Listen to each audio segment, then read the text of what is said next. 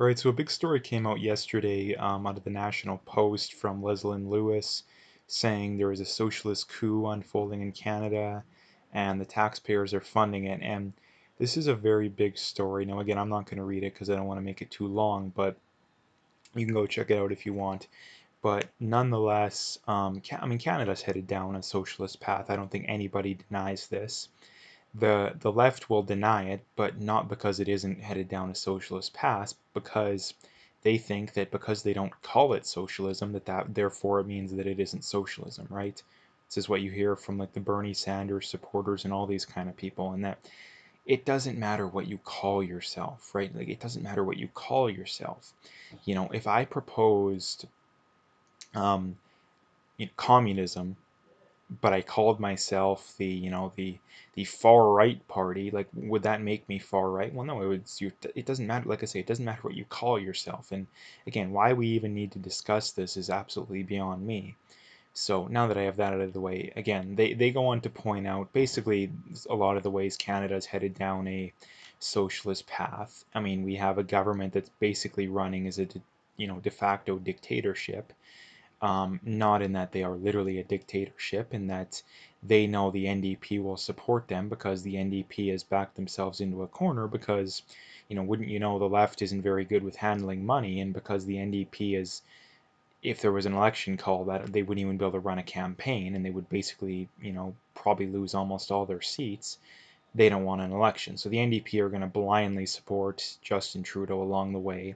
And I think the other reason that they blindly support Justin Trudeau is that they know that they basically agree on everything. Like they basically agree on everything. I don't even know why it's a question. Like people actually think that there's a big difference. No, the NDP is just a little more open and honest with things. The Liberals like to pretend that they're center left, even though they're not. The NDP are far left, and the Liberals are just slightly less far left, but they're both still closer to the far left than to the center. Right? Like the Conservatives are pretty much dead center right now, like pretty much dead center. Again, they won't think that, but again, the analytics and the data pretty much definitively proves that. Um, and again, in Canada right now, we have a de facto UBI. It's probably going to be permanent, probably. My guess, I think a good idea would be for them to continue to, extend this, and eventually they'll just extend it to the point of them having to call an election, and then that will be one of the main election issues. And because if you don't want to give, poor people free money, you hate the poor, they will get voted in and they'll just make it permanent, right? And I mean, like I say, this is another thing that why we even still have to go over this is beyond me, but we do.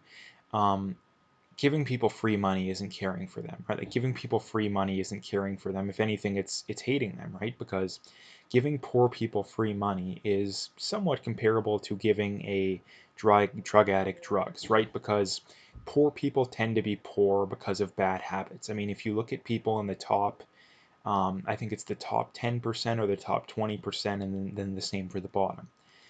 People at the top are about, I think it's 4 or 5 times more likely to work a full-time job than people at the bottom, right?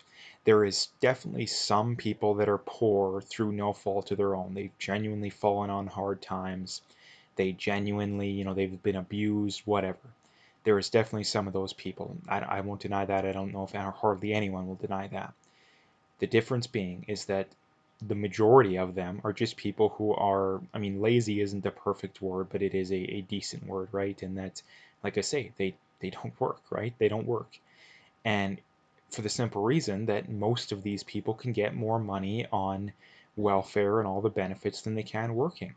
Like I believe that I think it's like 35 states. It's a clear majority of states. I don't know about Canada. I think Canada is the same as well, but you can earn more money if you qualify for, the big welfare programs than if you're working a minimum wage job. So when it comes to these people, like why in the world would they work? I've heard many examples of this. People say, not me personally, but knowing people saying, yeah, they have family members that have literally said, I earn more money on welfare than I would working. Why would I work, right? Especially if you have kids. Like if you're a single mother with, 2, 3, 4 kids, you're going to earn way more. You'd probably have to earn like 25, $30 an hour to make back the money you get on minimum wage, right? So, or sorry, to make back the money that you would otherwise be getting, right? Because if you qualify for all these welfare programs with kids, then you're earning a ton of money, like a ton of money. At least not compared to, not six figures, but compared to someone or minimum wage, you're earning quite a bit more than that, right? So yeah, that is the problem when it comes to Canada, and then when it comes to anywhere as well. Like we're going to end up a socialist country. They won't call it socialism. They will never call it socialism. They will try and deem it as it's compassionate. We got to help these poor people who aren't working, even though the main reason they're poor and not working is because of the government, right? Because of the government. The government shut down the economy and kept it shut down long after it was definitively shown to not do anything. And there's still lockdown in many areas. The government implements many regulations and you have all these employee licensing and all these barriers to entry that makes it harder for people to work and harder for people to earn more money. And not only that too, we have mass immigration, which is going to drive down wages. Again, so the reason why, people aren't earning enough money and people are out of work is because of bad government policy. And the even bigger reason is that the majority of people support that. The majority of poor people support the policies that keep them poor and made them poor in the first place. That is the biggest problem, right? Like if you're someone who's, lower income or no income and you support these leftist policies, then you support the policies that led you and can continue to keep you in the position that you're still in. So anyway, the next thing I wanted to bring up is from Kulvinder Kaur, MD. She says, in case it's confusing, it's not Sweden that is an experiment. It is the rest of the Western world that has abandoned long-established evidence-based scientific policies and has been experimenting with catastrophic lockdowns, restrictions, and the cost of human lives and mass suffering. And again, this is something that you talk to people in Canada and the States, and they're just so oblivious, it's not even funny. And that the lockdowns were the actual experiment, right? Because for the entirety of human history up to this point, we have never had these mass lockdowns. For the entirety of human history, the solution to something like this would be to quarantine the sick and the at risk and let the rest of the people go about their daily lives. And they said, oh no, it's different this time around, even though it's literally hundreds of times better than the Spanish flu, the Hong Kong flu, and the Black Plague, all these big, things throughout history. I mean, the death rate is less than the flu. So again, like the idea that this is this big massive threat is absolute insanity.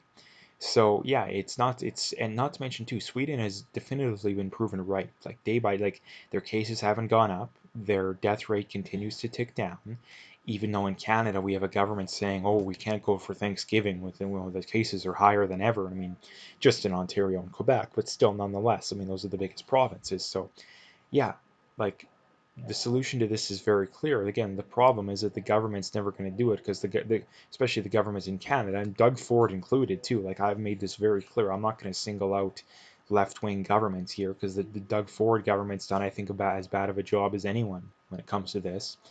Um, they have done a terrible job. They're still pushing lockdowns. They have these draconian fines when the solution is very clear that people who aren't at risk, which is the majority of people, should go about their daily lives. The other big thing the government should be stressing right now is improving people's immune systems. That is one of the most important things when it comes to this whole situation, and the fact that the government isn't bringing it up just goes to show that they have bad intentions, right? So anyway, the next thing I wanted to bring up is from Mark Perolovis here responding to Millhouse fan Houghton here. And they say the city of Toronto and Toronto Public Health are burying data on, deaths and hospitalizations. It's now nearly impossible for someone to account for the dates of the 1,178 deaths in Toronto as done below. There's only been 3 deaths since August 1st, question mark. Again, so, I mean, you have Mark Perolovis here responding by saying, we have no official opposition. Any politicians with their salt would be hammering forward on this. They're ignoring fact and ruling by decree. This is unbelievable. Now, again, the cases have gone up a lot in these areas, but the deaths haven't. I mean, all it's showing is that the virus is nowhere near as deadly as the virus that's nowhere nearly as deadly as we originally thought, right? Like, it's pure insanity to be supporting these lockdowns and restrictions and massive fines right now. Like, it's pure and utter insanity. But yet you have many people doing it. You have many people doing it. So again, it's just pure craziness going on right now. And I mean, thankfully, it's only Ontario and Quebec that are implementing these kind of things. But I mean, that's still a lot of people that are being screwed over for no reason. And another thing to bring up too is that they just implemented mandatory mask laws, or bylaws, I guess they're not actually laws, um, province-wide in both of these provinces. I believe it was yesterday for Quebec and Ontario the day before. So if by around, that 15th to 20th period, you know, just over 2 weeks from now, if the cases haven't gone down, and I would say pretty drastically, um, it's going to be just another piece of evidence that the masks don't work, right? It's just going to be another piece of evidence that the masks don't work. So anyway, the last thing I wanted to bring up here is from Pierre Poilievre, and he says, the Trudeau government lost track of 20,000 infrastructure projects. Now they want to run your drug plan, daycare, and retirement home. What could possibly go wrong? Now again, this is the reality of the government. They have no incentive to handle these things well. People say, "Oh no, they'll get voted out." Well, no, they won't get voted out. Like, you look at Cuomo, the government in New York. They had the most deaths, or the highest death rate, the highest amount of cases of pretty well anywhere in the world, but yet Cuomo's approval rating went up. Like, they went up. Like, the Trudeau government contradicted literally everything they said at the start of this whole pandemic, but yet has their approval rating gone down? No, it hasn't. Not to mention they had a massive scandal in between there too. Like, again, so the idea that if the government screws up, they're going to get voted out. No, they're not. Like, I mean, not on average. Like, not on average. Um, if the government screws up, what is most people's solution to it? It's usually we didn't go far enough, right? Like, you know, we have a little bit of welfare. Well, it didn't help the poor. Well, the solution is UBI, right? And then when that doesn't work, it's let's just confiscate all the wealth from the rich and give it to the poor, and then you have nobody who's actually producing, and then you collapse like every socialist and communist country, right? So again, like, the government is so incompetent at running things. I don't care what side they're on either, but especially the left. But either side's pretty much as bad. They have no incentive. Like, I mean, it's like you look at the public schools, right? Like, the public schools constantly push for a monopoly. And why do they want a monopoly? Because they don't want competition. Because they don't want it. They don't want to be exposed for how bad they really are. Like, if public schools were really as good as they claim to be, they would love competition because they would destroy the competition, right? And here's the thing, like, when public schools, like, when any piece of evidence comes out to show that they're not doing a good job, what happens? Well, it's, oh, we need more money. We need more money. We don't have enough money. Um, and again, like, so if anything, like, these governments and government programs, they have an incentive to fail. They have an incentive to fail. Like, what happens when the healthcare system, looks terrible in Canada? Oh, it's because they don't have enough money, right? Like, it's just pure insanity that's going on right now. And you're not going to change most people's minds. I know I'm changing some people's minds, but you're not going to change most people's minds. So that's the other big problem. But anyway, I just wanted to make a video about these kind of things because it's very important. So anyway, if you liked the video, make sure you hit that like and subscribe if you haven't already. Make sure you follow me on Twitter, especially, but also BitChute and Parler. All those links are in the description, so you can find them all there.